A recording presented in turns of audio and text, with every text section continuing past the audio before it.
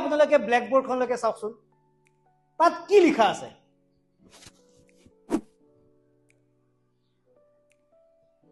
ma'am কি লিখা আছে ব্ল্যাকবোৰ্ডত আপুনি কিবা বেলেগ দেখিছে বিৰ বাহিৰে 13 ওকে আৰু কোনোবাই কিবা বেলেগ দেখিছে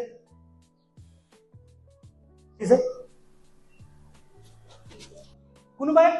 আই আৰু ডব্লিউ টো উলুটাকে দিয়া যেন পাইছে নেকি যে আই এটা লিখিছো আৰু ডব্লিউ টো অলপ উলুটাকে দিছো কোনোবাই পাইছে নেকি এনেকুৱা যেন লাগিছে নেকি কাৰোবাৰ এনেকুৱা লাগিছে নেকি যে আই লিখিছো আৰু এম এটা বেকাকৈ লিখিছো তো এইটো হয় কি একচুৱেলি এইটো বি হয় এইটো 13 হয় এইটো আই আৰু এম হয় নে আই আৰু ডব্লিউ হয় কি হয় বাৰু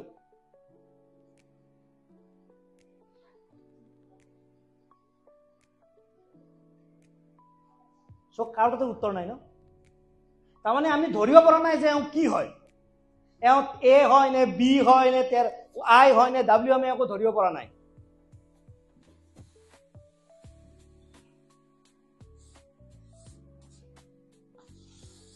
এতিয়া কি